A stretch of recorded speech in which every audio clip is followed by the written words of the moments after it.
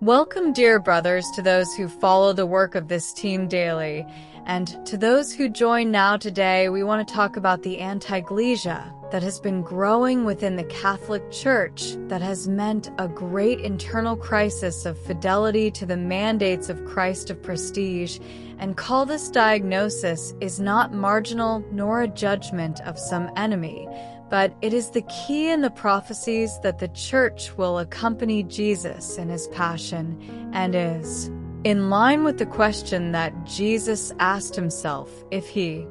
will find faith on earth. When I come back here, we will talk about the vision that tremendous characters like Fulton Sheen, Joseph Dinger, and Mal had of the growth of the anti-ecclesia within the Catholic Church, and about what is the diagnosis of how the Church can get out of this problem. Before, we want to remind you that you subscribe to this channel by activating the bell and to our newsletter. And on the screen, you will see how to collaborate with our mission on Patreon and also on YouTube, so that this Catholic team of the Americas can continue financing its research that you will not find anywhere else.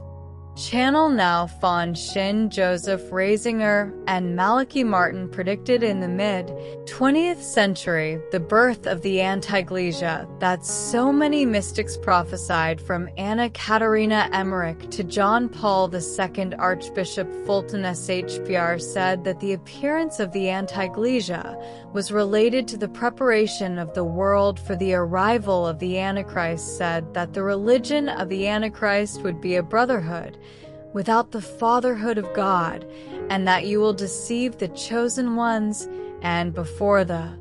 catastrophe that would come, that evil is self-destructive, that we cannot move away from God without hurting ourselves, and that a great crisis to avoid a false identification between the Church and the world. And in 1958, the young priest Joseph Ringer wrote a prophetic article, The New Gentiles in the Church. At that time, Ringer did not want to even think about the possibility that even the pastors and the heads of the pastors could become neo-pagans, and a fundamental piece of the Annals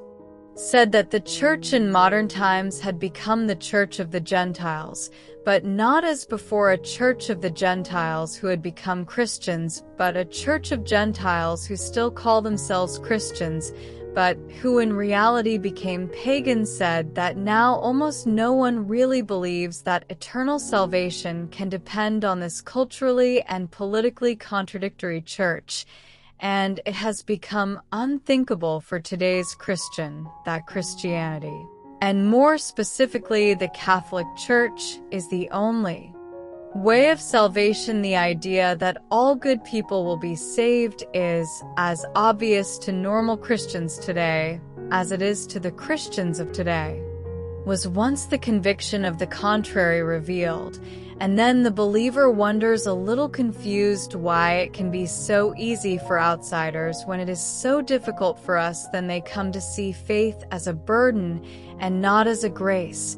And it was very clever to consider that the central point is that in the hierarchically structured Church, where the hierarchy appoints the hierarchy, the problem always lies at the top, not at the bottom. And that brings us to Father Malachi Martin, who spent a lot of time describing the complex of Judas, said that Judas is a much more important character than we tend to think of in the Gospels, because today the bishops who are trying to reform Catholic traditions and reform the doctrine of the Church that comes from the apostles are effectively acting like Judas. They are suffering from the Judas complex, as described by Malachi Martin. They believe they are on a mission from God to change the Church in the sense that Fulton and Joseph Ringer denounce. Judas lived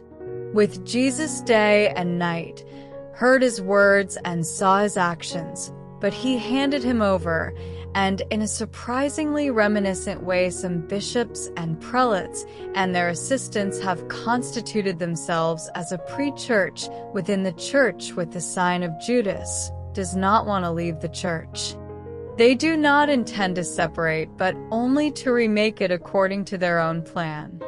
They are convinced that they can reconcile the church and its enemies through a decent compromise, that they can ensure the success of the Church of Christ, making a pact with the leaders of this world in the same way that Judas was persuaded by his tempters that everything Jesus represented had to be modified by a sensible compromise that leads to peace with enemies. The essence of the Judas complex is compromise of the basic principles to fit in with the modes of thought and behavior that the world considers necessary for its vital interests. This provides us with a sure standard for identifying the members of the anti-ecclesia who now sit in privileged places in the institutional organization Roman Catholic Church. Now it is commonly believed among bishops, theologians, and priests that membership in the Roman Catholic Church is not essential for salvation.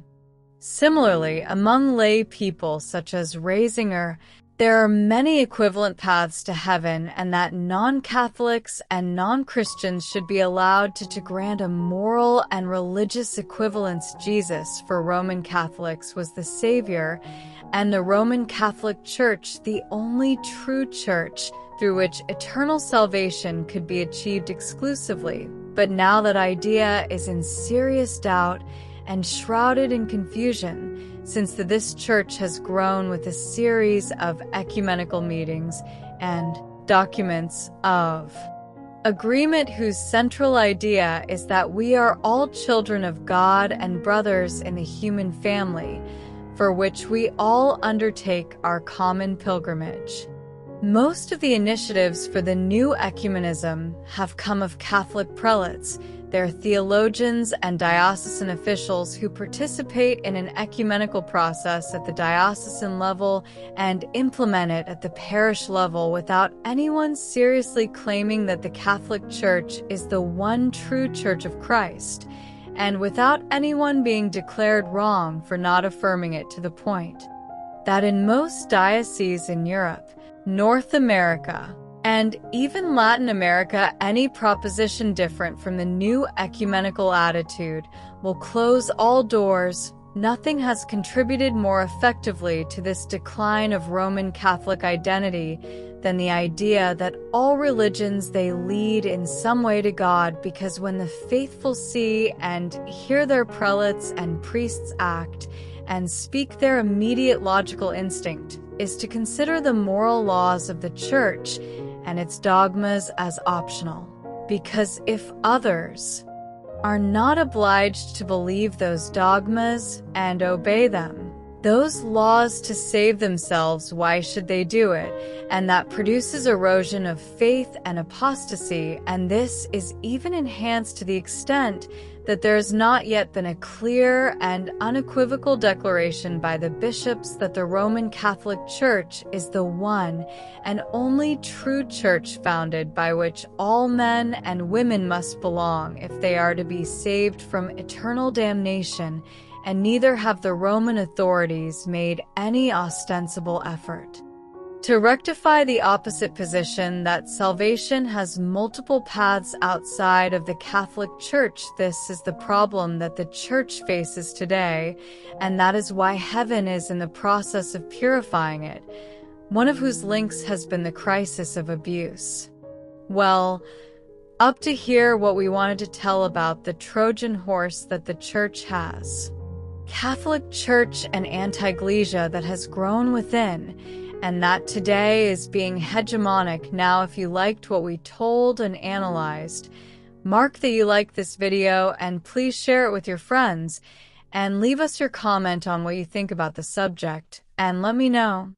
I would like to ask you if you think that the current ecumenism cultivated by the church hierarchy is positive or negative for the Church.